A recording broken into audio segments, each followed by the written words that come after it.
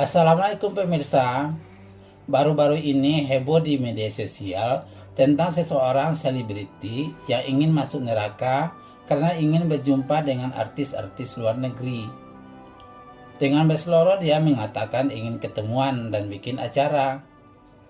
Sebenarnya kurang elok mengatakan orang ini dan orang itu masuk neraka, karena nasib kita sendiri pun kita tidak tahu. Allah memberikan hidayah pada orang yang dia sukai. Maka tak boleh mencap seorang akan masuk neraka.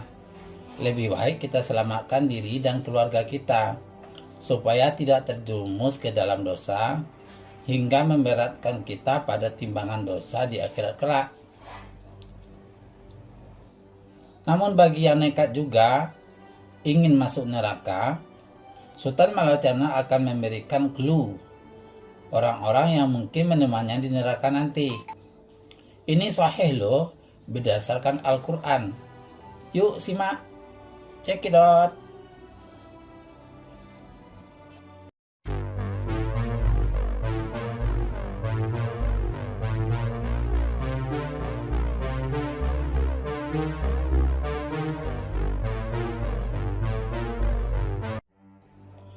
Yang pertama, Abu Lahab dan istrinya. Mereka adalah penolak kebenaran. Abu Lahab dan istrinya adalah orang yang dipastikan masuk neraka. Hal itu jelas tercantum dalam surah Al-Lahab. Binasalah kedua tangan Abu Lahab, dan benar-benar binasalah dia. Tidaklah berguna baginya hartanya dan apa-apa yang dia usahakan. Kelak dia akan masuk api yang bergejolak. Dan begitu pula istrinya, pembawa kayu bakar. Pembawa kayu bakar adalah istilah bagi tukang fitnah. Di lehernya ada tali dari sabut yang dipintal. Abu Lahab adalah paman Nabi Muhammad yang menentang keras dakwah beliau. Saking menentang kebenaran yang dibawa oleh keponakannya tersebut, Abu Lahab menjadi musuh dan kerap menyakitkan Nabi. Abu Lahab merupakan satu di antara 4 paman Nabi yang masih hidup ketika beliau berdakwah. Dia tahu perakannya adalah orang yang jujur dan dapat dipercaya. Namun ketika Nabi Muhammad mulai berdakwah, dia menentang kebenaran yang disampaikan oleh ponakannya tersebut.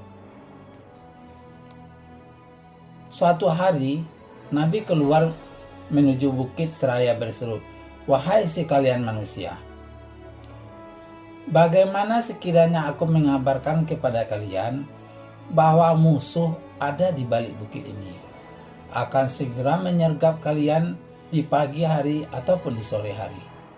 Apakah kalian akan membenarkanku?" Mereka serentak menjawab, "Iya." Kemudian Nabi Muhammad menyampaikan kepada orang Quraisy bahwa dia adalah Nabi, Rasulullah yang diutus oleh Allah.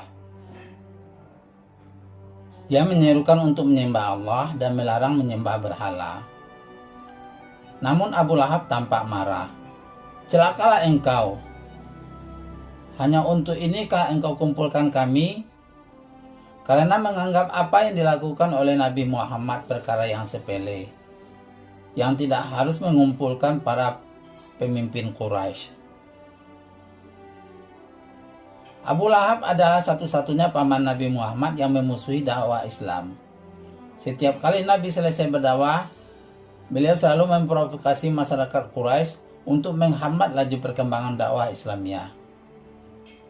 Saat terjadinya perang Badar, Abu Lahab tidak ikut.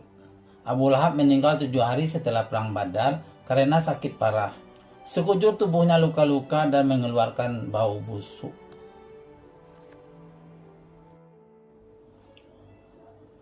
Dua, Fir'aun, penguasa zalim.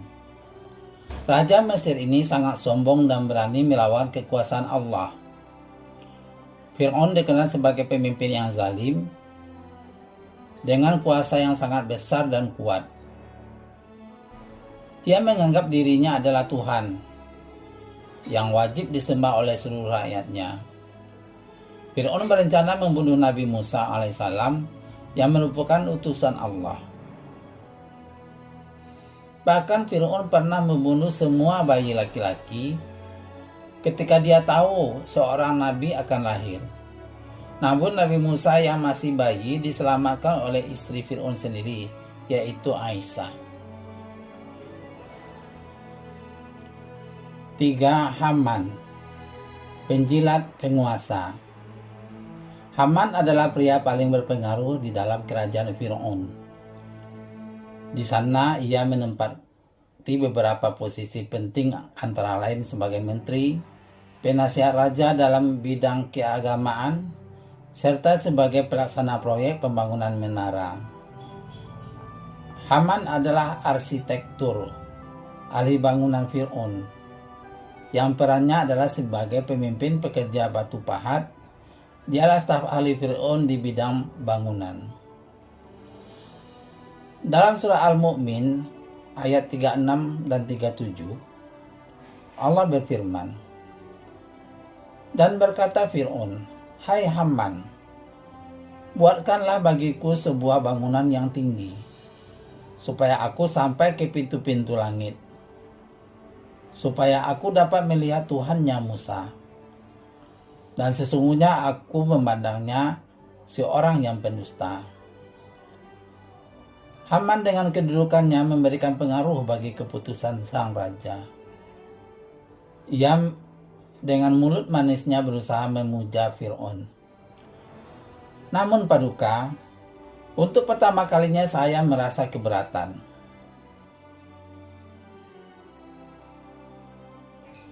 Kendati Anda telah membangun menara menjulang, Anda tak akan pernah menemukan siapapun di langit, karena tidak ada Tuhan selain Anda, ujar Haman. Mendengarnya Fir'aun langsung berbangga. Dengan memuja dirinya sendiri, hingga dia mendeklarasikan dirinya sebagai Tuhan. "Wahai pembesar kaumku, aku tidak mengetahui Tuhan bagimu selain aku," ujar Fir'aun. Haman jualah yang menasihati Fir'aun untuk menolak misi keagamaan Musa. Pada akhirnya Haman tenggelam di lautan bersama Fir'aun dan bala tentaranya. 4. Qarun, konglomerat yang tamak. Qarun adalah sepupu Nabi Musa.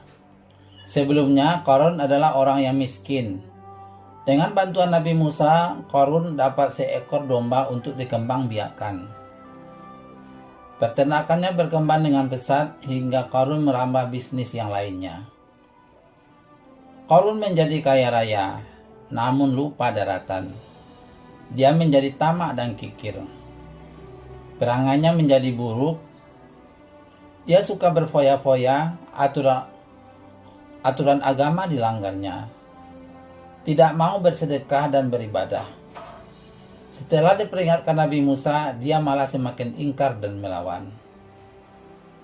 Qarun dan harta bendanya ditenggelamkan ke bumi, dan dia menjadi orang yang dipastikan masuk neraka. 5. Qabil, si pendengki dan pembunuh. Qabil adalah putra Nabi Adam, sekaligus pembunuh pertama dalam sejarah umat manusia. Qabil iri pada saudaranya Habil.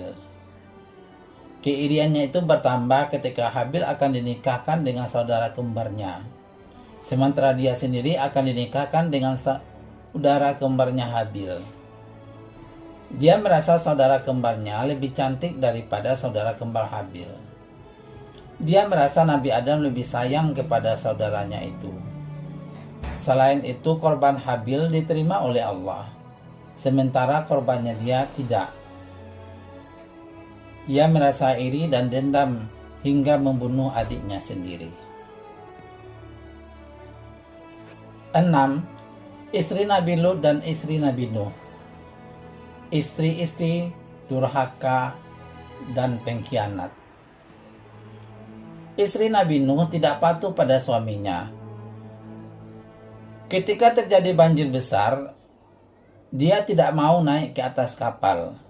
Akhirnya istri Nabi Nuh ikut tenggelam bersama kaum Nabi Nuh yang ingkar. Istri Nabi Lut lebih parah lagi. Dia berkhianat pada Nabi Lut. Dia membocorkan pada warga bahwa Nabi Lut kedatangan tamu 2 pria tampan. Umat Nabi Lut menerobos masuk rumah Nabi Lut untuk mendapatkan pria tampan itu. Justru kedua pria tampan itu adalah malaikat yang datang mengabarkan kepada Nabi Lut bahwa azab Allah akan datang kepada umat Nabi Lut yang suka berbuat maksiat. Istri Nabi Lut ikut hancur bersama kaum Nabi Lut. Istri Nabi Lut dan istri Nabi Nuh menentang agama Allah, sebagaimana disebutkan dalam surat At-Tahrim ayat 10. Allah membuat istri Nabi Nuh dan istri Nabi Lut sebagai perumpamaan orang-orang yang kafir. Keduanya berada di bawah penguasaan 2 orang hamba yang soleh di antara hamba-hamba kami. Lalu kedua istri itu berkhianat pada suaminya masing-masing. Maka suaminya itu tidak dapat membantu mereka sedikit pun dari siksa Allah. Masuklah ke dalam neraka Jahanam bersama orang-orang yang masuk neraka. Jadi walaupun Nuh dan Lut Nabi Allah, mereka tak dapat menyelamatkan istri mereka masing-masing dari azab Allah di neraka. 7. Kan'an, anak durhaka. Kan'an adalah anak tertua Nabi Nuh. Ia seorang yang kafir dan berbuat keburukan. Dia menantang dakwah ayahnya dan menolak untuk diselamatkan. Hai anakku, naiklah ke dalam kapal bersama kami dan jangan kamu berada bersama orang-orang yang kafir. Anaknya menjawab, aku akan mencari perlindungan ke atas gunung yang dapat memeliharaku dari air bah. Nuh berkata, tidak ada yang melindungimu hari ini dari azab Allah selain Allah sendiri yang maha penyayang. Dan gelombang menjadi penghalang antara keduanya, maka jadilah anak itu termasuk orang-orang yang ditenggelamkan.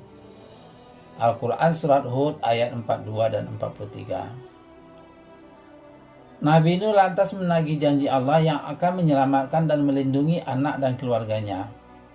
Tapi Kan'an justru hilang bersama datangnya air bah itu.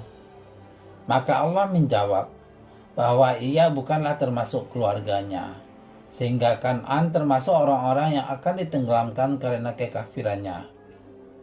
Kan'an menyimpang dari kalangan orang yang beriman dan akan tenggelam bersama orang-orang kafir dan orang-orang yang melampaui batas.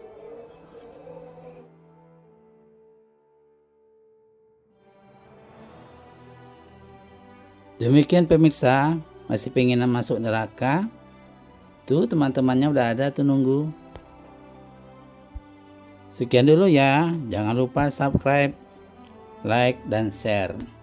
Assalamualaikum.